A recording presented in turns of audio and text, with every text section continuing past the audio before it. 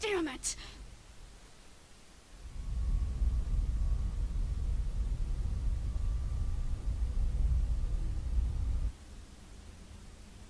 What is this place? The environmental controls here seem extremely strict. They're so big.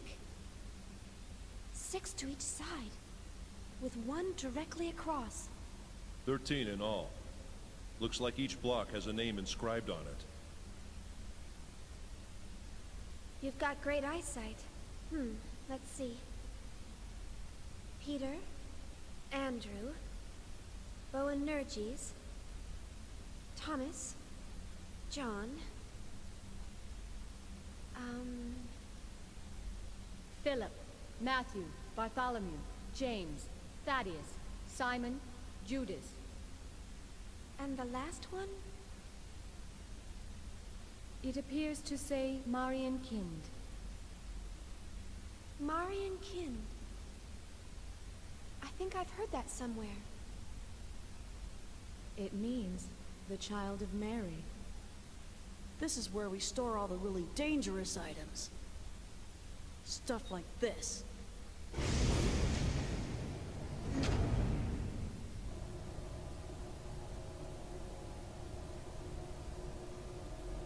Zohars! Actually, they're all emulators. And they've all been sealed, including the one we just retrieved. Why are these Zohars here? Well, our corporation does dabble a little in everything. Besides, these days, you can't get by without having something to deal with the Gnosis. And we definitely can't wait around for the Federation to get off its lazy butt. What's in the room across from here? Nothing pleasant, I'll tell you that much. You're not going to show us? Trust me, it ain't something you'd want to see. Even if we were to consider the diversity of your businesses, you're still a Foundation, right? I mean, the weaponry on this ship far outclass those on any warship. Who are you people, anyway? We were more or less a government organization previously. Well, I guess if you want to see it that badly.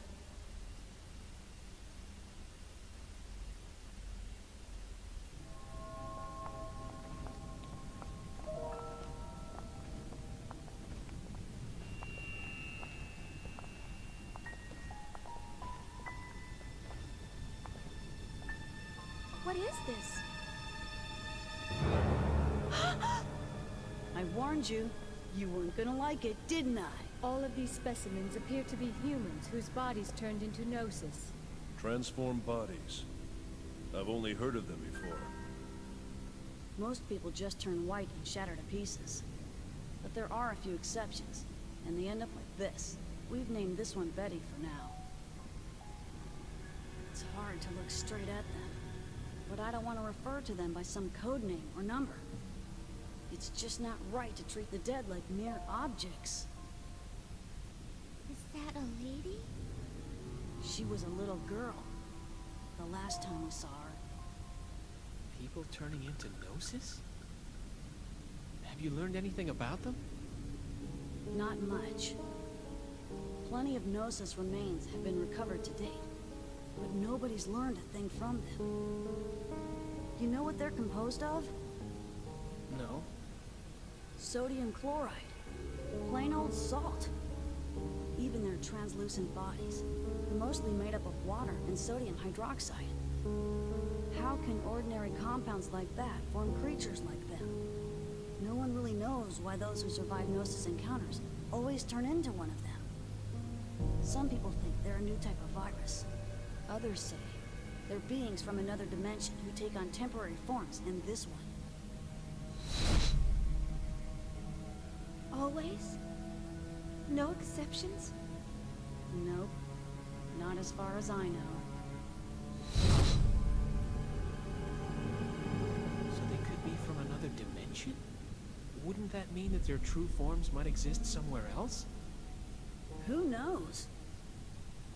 All that's certain is that they're hostile to humans. Not that such a sentiment is unique to them. Chief, is something wrong? You don't look so good. Huh? God damn it, shut up, Helen. No, don't worry. It's nothing. So when did this all begin? Unofficially, phenomena like this have been occurring periodically for the past few centuries. But, after a certain incident, the Gnosis leapt into the forefront of history. A certain incident? The Miltian conflict. Joachim Mizrahi. It was he who opened Pandora's box and unleashed the Gnosis upon the galaxy. And we're all paying for his ambition. Joachim Mizrahi. Brilliant scientist who founded the UTIC organization. Brilliant? He was a lunatic. Unable to bear his curiosity, he invited the Gnosis into our world. Lunatic?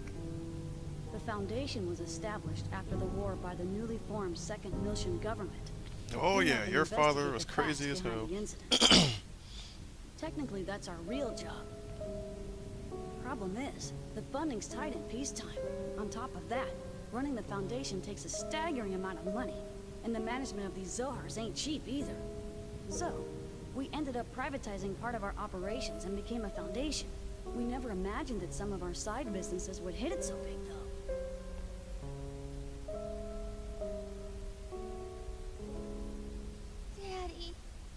Daddy wasn't like that.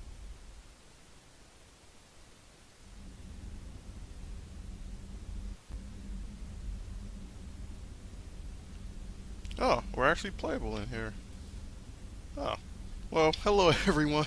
Welcome back to another episode of Xenosaga, as we just got quite a lot of history going there. We've finally begun this guy right here, Little Master's backstory. We're going to be very, very involved with him and Albedo and so much more and so many flashbacks. It's going to be a bumpy ride with Little Master here. Anyway, we are inside the Durandal right now, junior ship, and as we just saw, Momo is not here with us. Let's see what everyone has to say. And Cosmos is not visible here either. And you know who he is to Momo, and you did nothing. Useless Guardian. They couldn't even have a cutscene about wondering where she...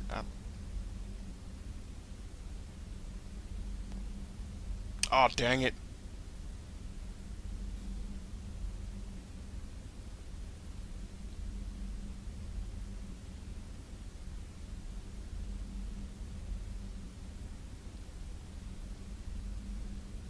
Okay. Am I allowed to go back in here? Oh, I am.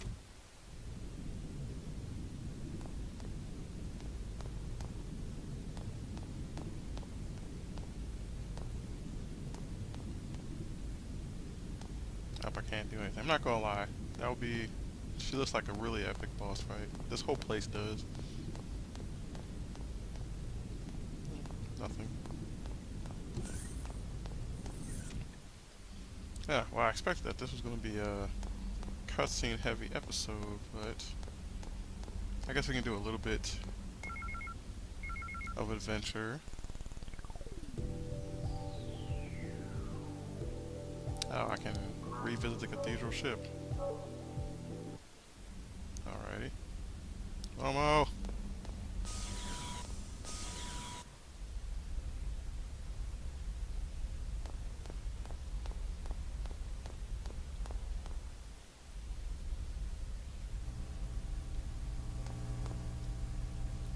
Hello?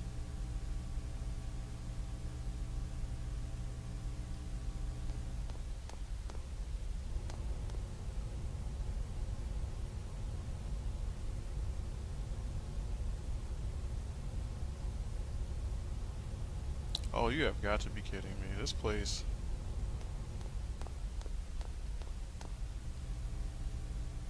Dear God.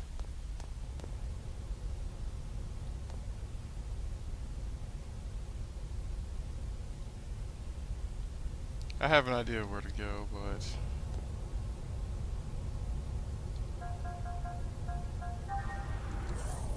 like, where does anyone else go when they need to clear their head after figuring out their father is a crazy psychopath? You just chill out at the park. Hopefully. But I would like to explore the Durando, so hopefully nothing happens after this, or we're gonna be some unhappy campers here.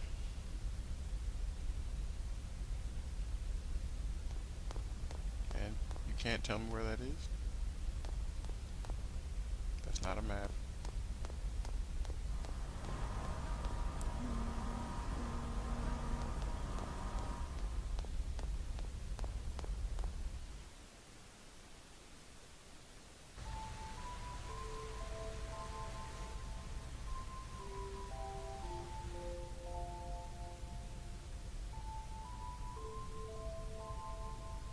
What do you all think? Joachim Mizrahi the lunatic? Is Daddy really like that? Since Daddy built us, does that mean Realians are bad people too? Momo, we were looking all over for you. Well, there was this one time Hello, years Shion. ago. Oh, hey, we brought Cosmos with us. What's wrong? You look kinda down. Shion,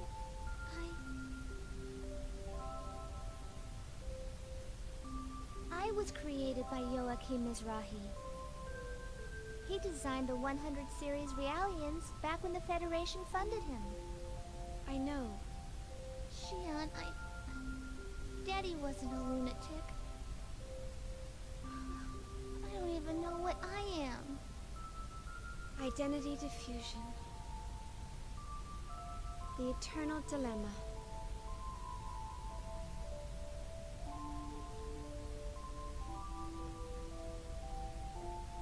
Do you know about the environmental bugs on board this ship? They're actually nanomachines, you know? Used to keep enclosed spaces like this clean. I'd say that of all the things Professor Mizrahi or anyone else created, they rank up there pretty high. These bugs may be man-made, but they function as if they've existed all along. Almost as if they were meant to be. I think Realians are the same. The only difference between us is the length of our histories. But regardless of our origins, each one of us has an important role to fulfill in this world. Besides, I really doubt Dr. Mizrahi was a dangerous person like everyone makes him out to be. And it's not just because of the environmental bugs. The work he did on Realians was incredibly insightful. The fundamental gnosis Is this supposed to be a Professor pep Mizrahi talk? left Because behind all I'm hearing played a is critical role in the scientific development stuff of modern that doesn't sound anti-gnosis like it's technology. helping. Thanks for the backup, Cosmos. I'm really glad to see you react like that. Empathizing with the feelings of others is a major factor in human relationships. Although I do not believe that the current situation called for me to act in an empathetic manner, I am pleased to be of service to you. I think Cosmos is really funny. And dangerous. Too bad she doesn't take instruction very well. I never got to meet Daddy. But he used to talk to me all the time before I was born. It's all a little hazy, but I remember him telling me that I could become a real person if I did good deeds. Really? That's a wonderful memory to have. Uh-huh. Chief! What? Great news! After this ship arrives at the Kukai Foundation, they're gonna take us to Second Milsha. Second Milsha? Really? Apparently, they have some work to take care of out there. The captain's still whining about repairing the Elsa, but... Some work? I wonder... Huh? Well, I'm sure they've got their own reasons. But don't you think it's a little strange that everyone's heading for Milsha? Not really. It's probably just a coincidence. I'm just glad we saved some money. Not to mention that this ship's a million times better equipped than the Elsa. And we'll have nothing to worry about if we run into the Gnosis again. Hey, Speaking of which, did you check out your room? They all have jacuzzis and mini bars and... Hey, what's wrong, Oh Chief? my god. Nothing, nothing. I'm just jealous of how easily swayed you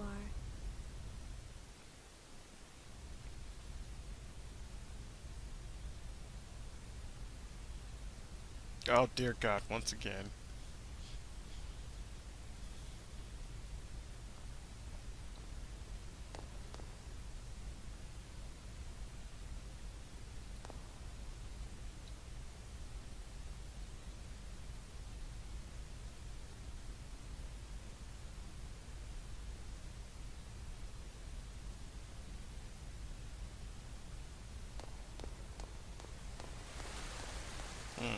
Well, I can tell what the game wants me to do, but excuse me.